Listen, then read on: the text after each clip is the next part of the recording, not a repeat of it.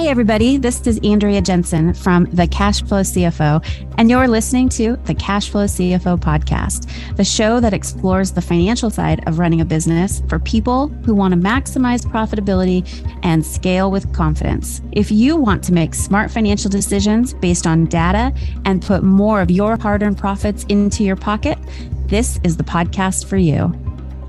This episode of the Cash Flow CFO podcast is brought to you by the Cash Flow CFO. Did you know that on average, business owners have up to 84% of their personal net worth tied up in their business? Our virtual CPAs and CFOs, as well as accounting and bookkeeping experts, empower business owners just like you to make big leaps that help them maximize profitability and scale with confidence. Visit thecashflowcfo.com for more information, and thank you for listening. Hey everyone, it's Andrea, and today I am joined by our own Marla Reynolds. Marla is our CFO division manager, and I thought it might be a timely conversation for us to have with all of the current events that are affecting our business owners that we support, and for all of you who are watching or listening in. There's a lot that we are doing behind the scenes with our clients, and I thought it might be nice to open up a conversation about what are some of those things. So if you're not at the point where you're either have a CFO in-house or a fractional CFO or have the ability to engage with one, there might be some tips or some pointers that we can assist you with that you can implement in your business to kind of help put some foundational pieces in place that will help you to adjust and also be in a more what's the word I want to say, like not offensive instead of defensive, but proactive instead of reactive in your business. So welcome, Marla. How are you today? Hi, Andrea. Thanks for having me. I'm good. Awesome. Are you getting ready for some warmer weather coming your way? Yeah. Well, here in North Carolina, it's been here for a while, and Nice. We are enjoying it. Oh, good. So nice. Good. Yeah. I'm in San Diego, and we've gotten teases of warm weather, and then we get the overcast, the May gray, and then it sprinkles a little bit, just enough to ruin your car wash, and then it's sunny for a couple days, and then back at it. So we're looking forward to the May gray going away and the June gloom and all the things that we get. We get a lot of like socked in overcast here because we're by the coast. So yeah, New Hampshire was like that too. Mm-hmm. Yep, absolutely. So very cool. Well, tell me a little bit, what is it that you're seeing when we're working with, all of the amazing clients that we support? What are some of the common themes or threads that you're seeing and having conversations around? Yeah, absolutely.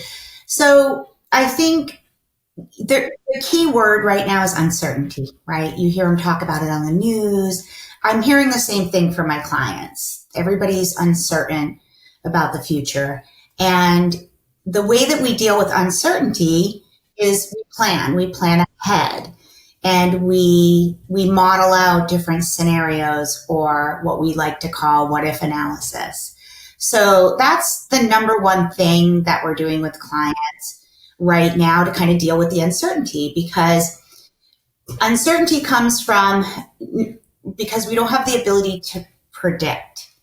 And what we do with our clients is we try to create some predictability by understanding their numbers and understanding what drives the numbers, what are the triggers, what's going to change where, based on whatever variables are happening, whether it's tariffs from China or maybe customers are pulling back on their own spending. So with scenario analysis, we take a tool like a budget or forecast, and we play out different scenarios. We may have 5 different scenarios to say, what if revenue drops 10%? What is going to happen to my bottom line in the future, so that I can plan ahead by putting some other mitigation tactics in place, right? So either we're cutting unnecessary spending, we're pausing on capital investments. Maybe you don't need to buy that piece of equipment today. Maybe we buy it 6 months from now, and we kind of reserve our cash funds in the bank. We look at having a line of credit. My number one recommendation is have something to fall back on. So have a line of credit, look for an increase in your line of credit. The glory of a line of credit is you only have to pay the interest if you borrow from it in a time of need, and you've already gone through the underwriting process.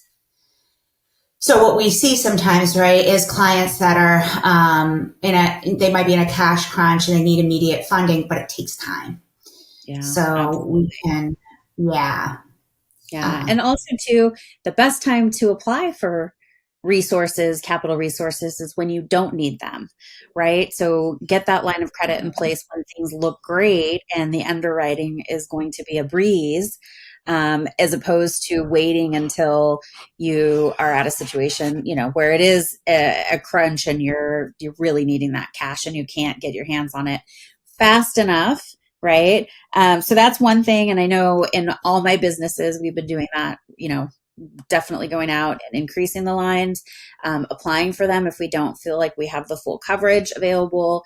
And it just, use it, you pay, you don't use it, you don't pay. So it's a great resource to have. And I think one of the other things that you were talking about too is really knowing your numbers and knowing where things could change. So for example, one of the tools that I absolutely love using with the clients is the what if scenarios, where you can change the percentages in that little sandbox of a cash flow forecast. You change the percentages, like what if my shipping goes up, 2%? What if, and you can layer these, which is really cool, right? It's not like a one each time. Talk a little bit about that and how you're using that as a tool with our clients. Yeah, absolutely. Yeah. I love to talk about the fixed variable model. This is something I learned early in my career, and it's about cost behavior, right? How do our costs behave in our business relative to volume, right? Your sales. So your cost of goods sold, for instance, those tend to be variable. So if we're manufacturing more products, it's going to cost more in those inputs. So it varies with the level of sales. Fixed costs are things like your insurances, maybe bank fees, any type of expenses that over a period of time tend to stay fixed. So we start there. We go in, we identify your costs, we have conversations about them.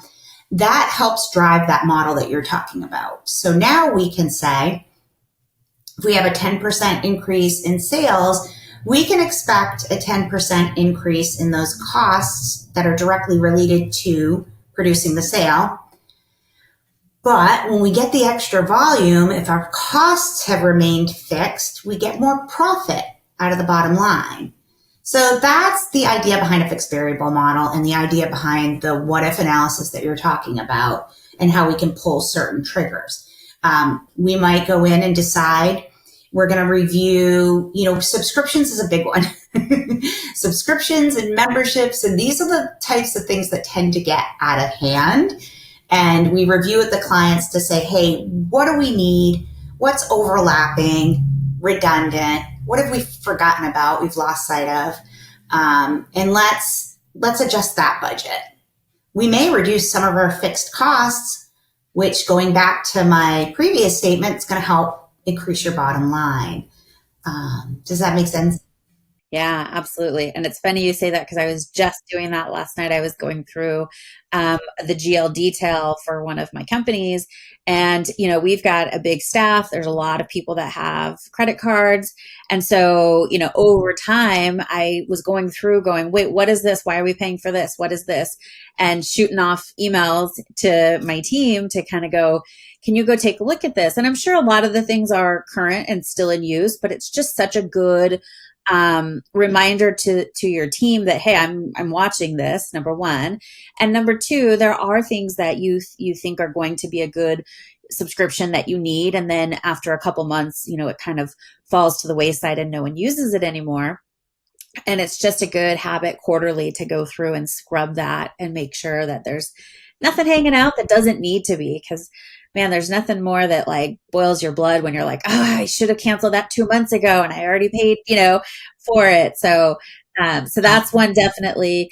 The other thing that really helps to do is, when there's uncertainty and we're trying to retain cash in the business, right? We want to look at all of the cash inflows and outflows. And we really want to make sure that the inflows, we're speeding them up as fast as possible, right? So we're looking at that receivables report. We're looking at, what kind of terms we're extending to our clients.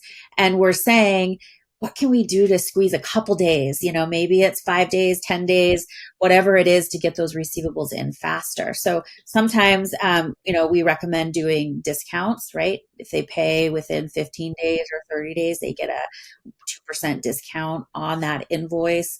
That's going to help us bring the money in faster.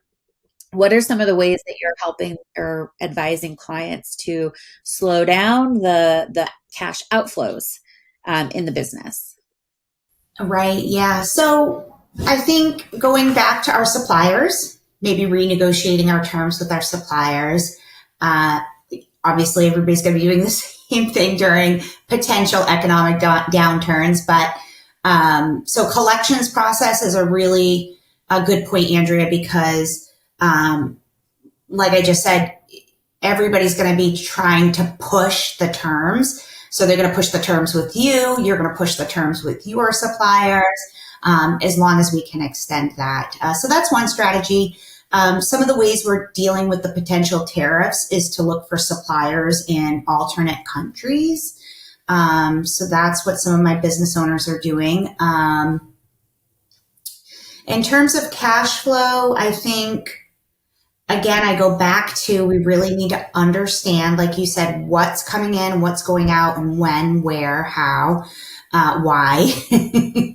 And then we forecast it out so that we can just plan ahead, because planning ahead is the kicker of it. So that we want to try to stay within a 3-month cash runway so that we always have 3 months of expense coverage on hand, and not just the expenses you're seeing on your profit and loss statement, but any debt service that you have, or anything of that nature. So we'll want to just make sure we have a good handle on that. We might even look at debt restructuring at this time. Maybe look for ways to get out of, if we're in any kind of credit card debt, let's look for ways immediately to get out of that. And credit cards are a good option. Some clients are, they're using credit cards as as that stopgap, kind of that something to fall back on, as long as we understand that we should have a good plan to pay those back as soon as possible because of the higher interest. And when I say talk about cash reserves, that doesn't mean it has to sit in the bank and not collect interest. So the other ways that we're helping clients is we're talking and looking at options for high yield savings accounts. We're looking at building out CD ladders, which means you take out certificates of deposits at a higher interest rate for different periods of time based on kind of keeping a steady flow of money going out and coming into your operating account, right? And then thereby earning some interest on those funds too. So it's not sitting idly by, but we do recommend a 3-month runway. Start scaling with confidence today. The Cash Flow CFO is a full-service accounting and fractional CFO firm. So it goes without saying that our financial experts are phenomenal at number crunching. But more than that, they are expert communicators who will connect all those complicated financial dots in a way that just makes sense. We don't wait in the wings and check in every so often either.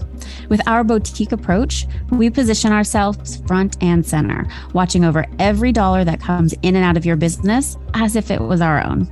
So if your business is making money and you're ready to take it to the next level, but you're not sure you completely understand your numbers, and you're looking for that trusted guide to help you build a roadmap to reach your financial goals, it sounds like we would be a great fit. Visit thecashflowcfo.com and let's get started empowering you to build and scale your business the way you want to today.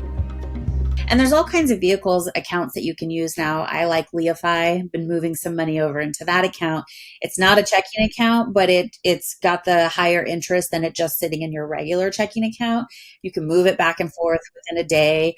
And you're getting like a 2.5% interest on that one, APY. So that's, when you're talking about having 3 months of reserves, having those little strategic places to put your money to keep it working for you is super smart.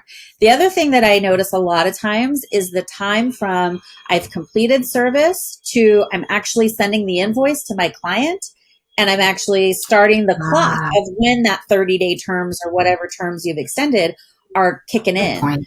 I'm sure you have a lot of conversations around that because that's one of the first things that we identify and we tighten up with the clients that we support. Yeah, absolutely, Andrea. Yeah. So, I've had to slap customers on the wrists and say, listen, we've got to get a schedule in order for billing. We need to do it weekly, bi-weekly. And as you said, get the invoices out as soon as possible. So you're absolutely right. That's a big challenge for our small businesses who sometimes it's one person handling multifacets within the company. But I think it's, if we as their accounting and finance team can help them with some structure and help them automate some of their systems, we can get those invoices out the door quicker. Yeah, absolutely. Because I don't think they realize that they're becoming the bank to their clients because they're paying their team for services delivered and they're not getting collecting on that billing for at that point, it could turn into 45 to 60 days, depending on how long it takes them to process that invoice and get it out to the client. So don't be the bank if you're listening. That's a big way to create cash crunches within your business is it's like none of these concepts that we're talking about are earth shattering, but each one of them, 1 or 2%, of an adjustment and moving it, being cognizant of how it affects the cash flow in your business, I think really could make a big impact on somebody who's experiencing some cash flow crunches or, worrying about making payroll. Well, you're worried about making payroll because you haven't collected from your clients yet because that billing's sitting on your desk, right? It's just little things like that to really, draw attention to and point out, be like, that's a quick, easy fix. You just have to fix some systems and processes on how you're operating, with the cash flow in mind. So I love that. The other thing that we are constantly helping our clients to understand is the amount of what you're seeing on your accounts receivable. The farther out it gets, the less collectible it becomes for, a variety of reasons, right? So having those automated processes too of following up on outstanding receivables, I think also prevents it from getting super far, into the 60 to 90 day columns, which we hate to see anything over there.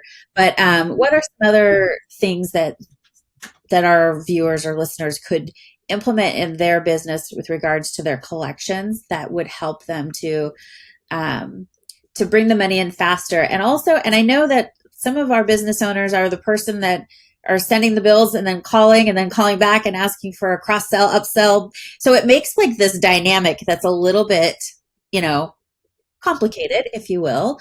What are some of the things that you've implemented with your clients around that?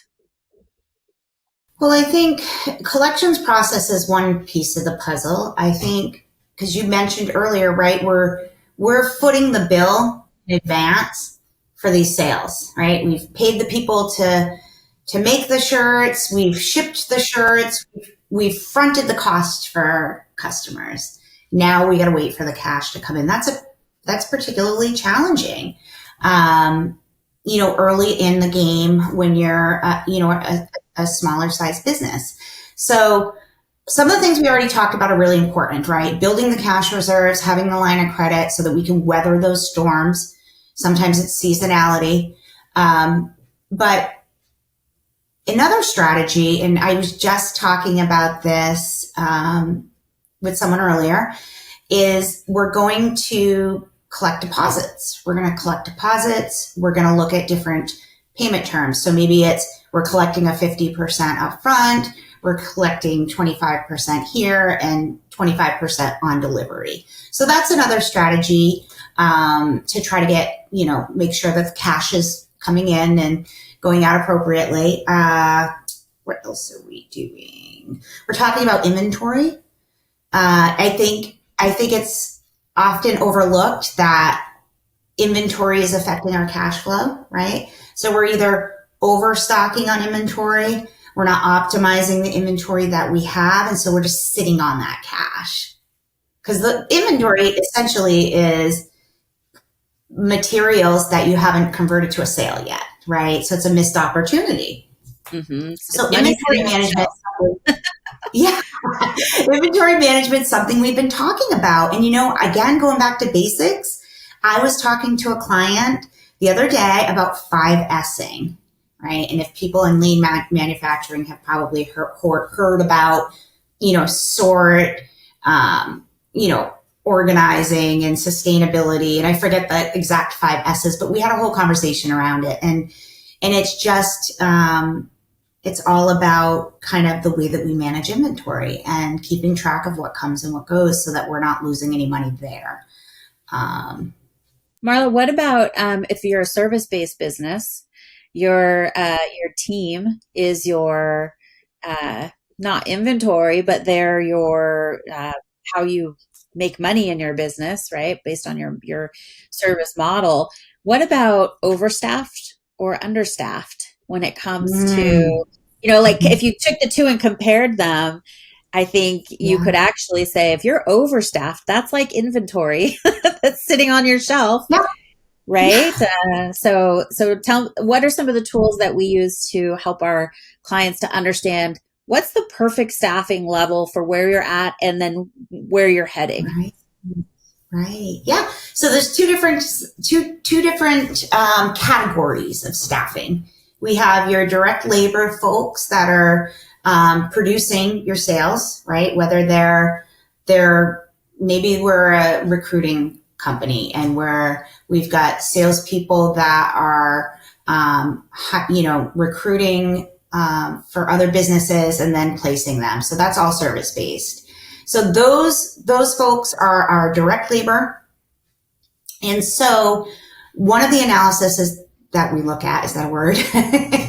Analyses that we look at is how much income are they generating per person, and we want to set targets for them so that we are optimizing the amount of gross profit margin that we're getting, right? Because gross profit is your income less your cost of sales. So to optimize that margin, we want to make sure that all our income producers are performing, right? That's the key, efficiently, and producing the amount of revenue that we should expect that they are producing. So that's one side of it. And we also call that staff utilization. So we create a schedule. We look at the percentage that they are working in the sales and the percentages that they're not working in the sales. And that would be considered more of your kind of overhead cost, right? Because they might need an hour a week to spend in internal meetings. And that's time that they're not spending producing sales. So that's a little bit of overhead. Now, if that's tipped too far, if they're spending 60% making sales and 40% activities that aren't producing sales, then that's a problem. So what if we looked at that, and it could go either way. It could go personnel, or is there some ways we can support those team members that are producing revenue with a virtual assistant, maybe, to complete some of that work that would be considered overhead? So that's kind of an area that we can look at. Your other staffing is your indirect staffing. So those are, maybe you've got a receptionist, or you've got a marketing manager, or any number of those positions. They're supporting the business, no doubt, but are we too heavy in overhead costs? And so we would look at that labor and how to maximize and optimize that labor too. And it goes back to, even if we're not analyzing this utilization of our resources, just inventory. Inventory is utilization, staffing is utilization. But we'll want to look at the our indirect employees also, to make sure that, they're in positions that maximize their skills, right?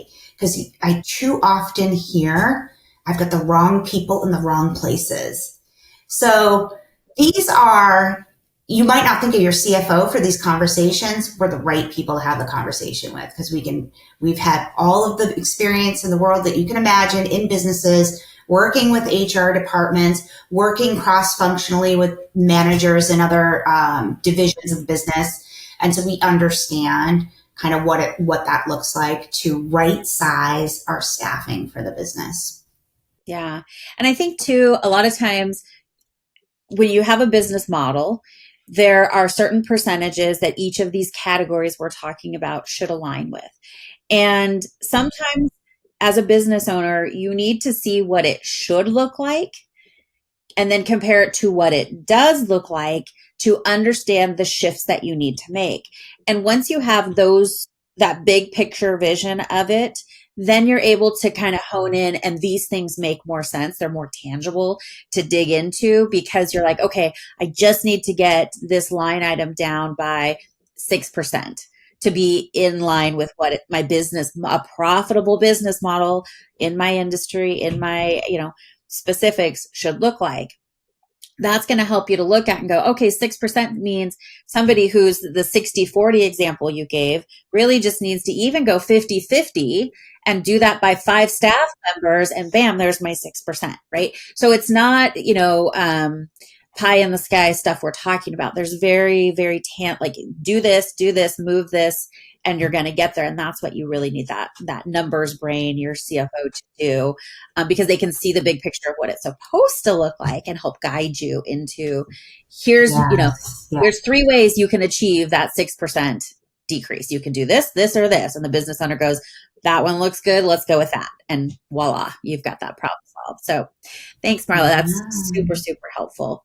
I want to keep this conversation short and sweet so our listeners can digest all the tips and tricks and all the I'll make a guide for this as a download for everybody that's listening, because there's so much good stuff that we just talked about today, and it's very actionable, and it will alleviate cash flow crunches in your business if you just start implementing these things one by one and just kind of go down the list and check them off. And, do I have this in place? Yes. Okay, great. Check it, move to the next one. And that will give you a lot of peace of mind, especially when there's a lot of uncertainty that's happening. Get everything buttoned up in your business as quickly as you can so that you've got the ability to weather the storm, whatever direction it may take you, because that's out of our control, right? But all of this stuff that we just discussed is in your control, and you guys can be doing this right now in your business. So, Marla, thank you so much for your time today and sharing your wisdom. You are absolutely brilliant, and you have so much good stuff to share with all of our business owners. So thank you. I love to share. So yes, thank you. Thank you for listening. Don't forget to like and review, and we'll catch you on the next episode. If you're looking for more content or resources in the meantime, check out our website for information, blogs, and our I've Got a Spreadsheet for That series. That's thecashflowcfo.com. Again, thecashflowcfo.com. We can't wait to hear from you.